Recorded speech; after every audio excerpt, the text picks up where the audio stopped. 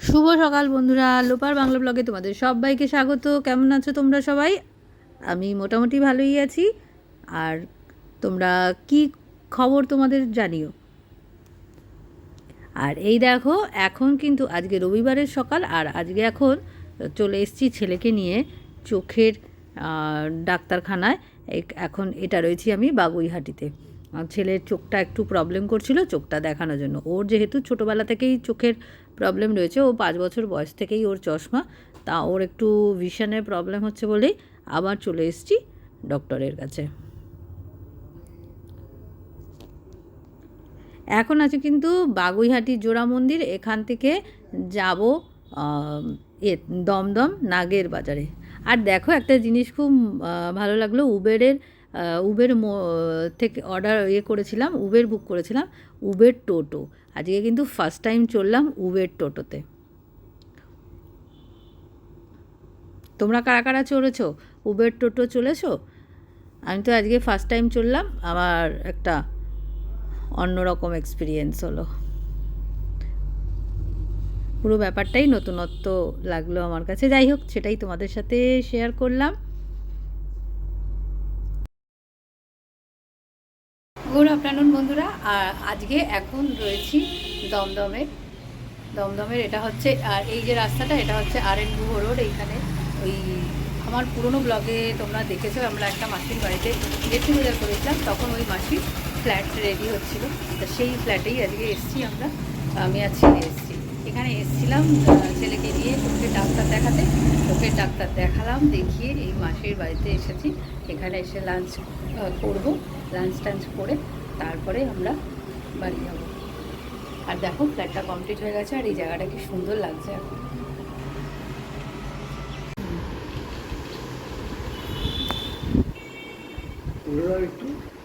হ্যাঁ দাদা,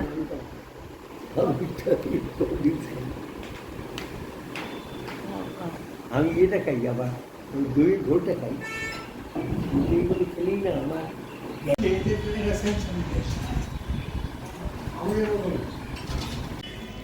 আগে যখন মাসিদের এই বাড়িতে আসতাম তখনও 3তলা বাড়ি ছিল, কিন্তু আগেকার দিনের সেই ঘরগুলো ছিল একটা অন্যরকম ব্যাপার ছিল। আর এখন তো ফ্ল্যাটটা হয়ে যাওয়ার পরে সত্যিই মানে দুর্দান্ত লাগছে।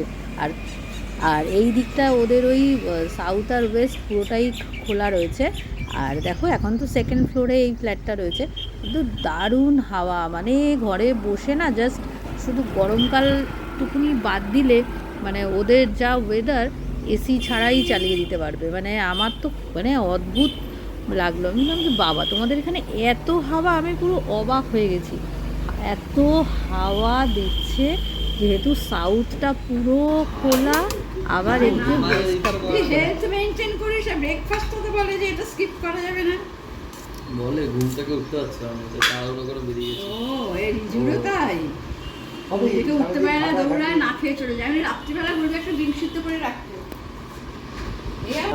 তোমার খালি রাখি, তোমার খালি রেখে আমার দাদা ডিম সিদ্ধ করে কামড়াতে কামড়াতে খালি পেটে সেই কখন না খেয়ে না খেয়ে না খেয়ে জীবনটাকে নষ্ট করি। আমার বদ্ধা, আমার দাদা সারাদিন হাড় ভাঙা খাটনি সাইডে, আর তার ঠাকুরের রান্না তার ভালো লাগবে না। ওই কোনো সেই চাপ দিল, ভাত শুধু ভাত এই করে নার্ভাস ব্রেকডাউন হয়ে আমারও কিন্তু সবার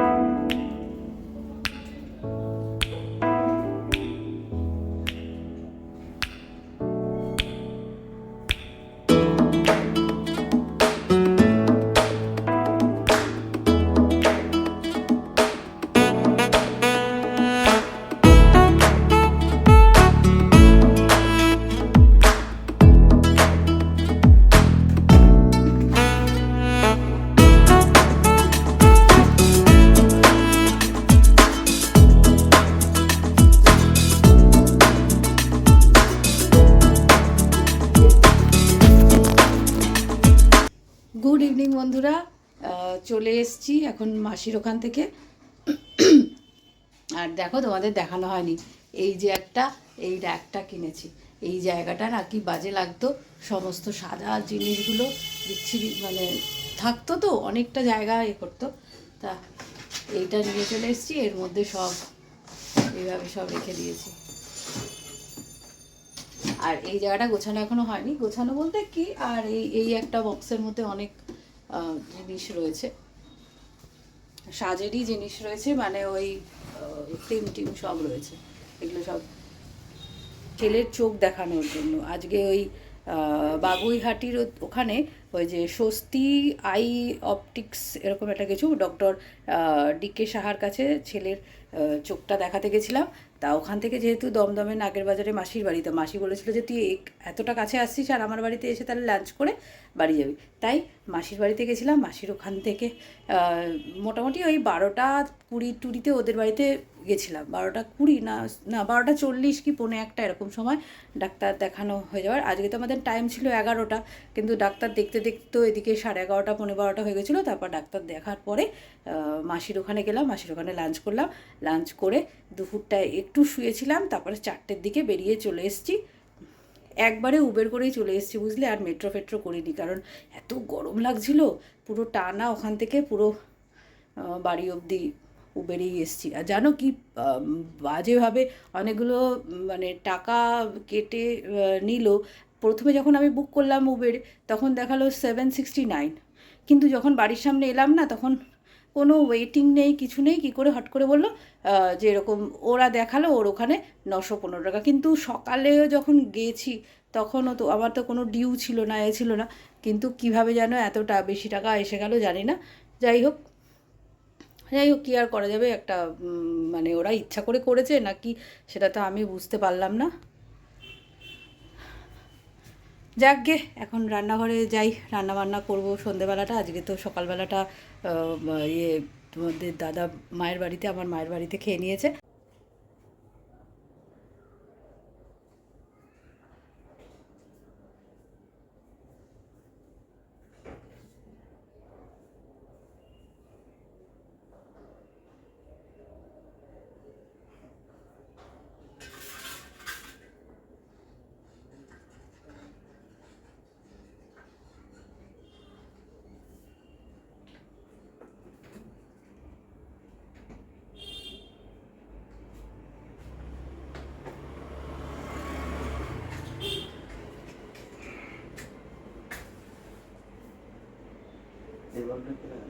আমি লাগিয়েছি তো, কোথায় পেয়েছো?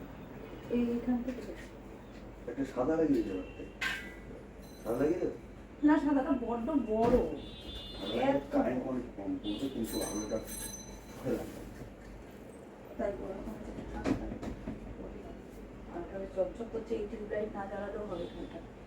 এটা তো ওই টিউবলাইট ফিউলাইট সব মিলিয়ে আরো কারেন্টটা থাকতে বেশি।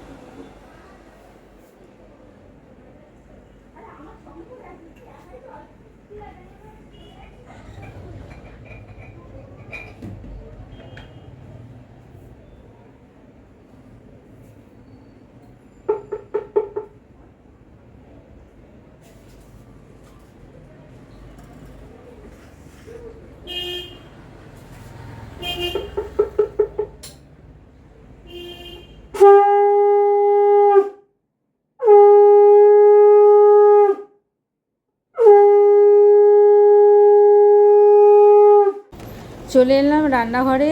আর আজকে না সন্ধেবেলা আর কোনো তরকারি বা সবজি কিছু খেতে ইচ্ছা করছিল না, তাই চিকেন নিয়ে এলাম অল্প করে। আর এই দেখো এখন নুন, হলুদ, জিরে গুঁড়ো, ধনে গুঁড়ো, আর হচ্ছে এটা দিলাম চিকেন মশলা, আর তার সাথে দিয়ে দিলাম আদা, পেঁয়াজ, রসুন, লঙ্কা দিয়ে একটা পেস্ট বানিয়ে নিয়েছিলাম, সেই পেস্টটাও একসাথে দিয়ে দিলাম। ভালো করে মানে ম্যারিনেট করে রেখে দেবো। তার সাথে দিয়েছি দই দিয়ে সমস্ত মশলা দিয়ে একবারে অনেকক্ষণ ম্যারিনেট করে রেখে দেওয়ার পরে তারপরে কড়াইতে দিয়ে দিয়েছিলাম আলুগুলো, আগে ভেজে তুলে নিয়েছিলাম, আর কড়াইতে দিয়েছিলাম জিরেতে ফোড়ন, তারপরে অল্প একটু মশলা আর একটু মিক্সির মধ্যে ছিল সেইটা তেলের মধ্যে দিয়ে তার মধ্যে লঙ্কা গুঁড়ো, টমেটো সস, মানে টমেটো সস বলতে টমেটো কেচাপ আর কি, কিষানের যে টমেটো কেচাপ, টমেটো ছিল না বলে সেটা দিয়ে ভালো করে কষিয়ে তারপরে ম্যারিনেট করা মাংসটা, চিকেনটা একবারে দিয়ে দিয়েছিলাম।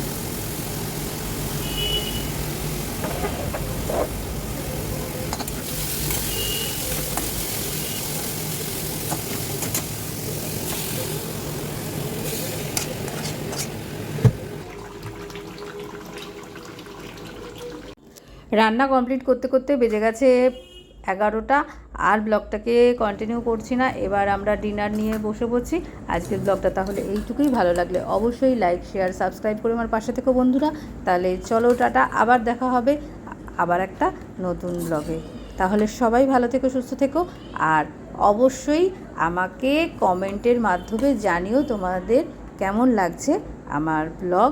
আর তোমাদেরকে জানাই অনেক অনেক অনেক ভালোবাসা এইভাবে আমাকে সাপোর্ট করে যাওয়ার জন্য। আর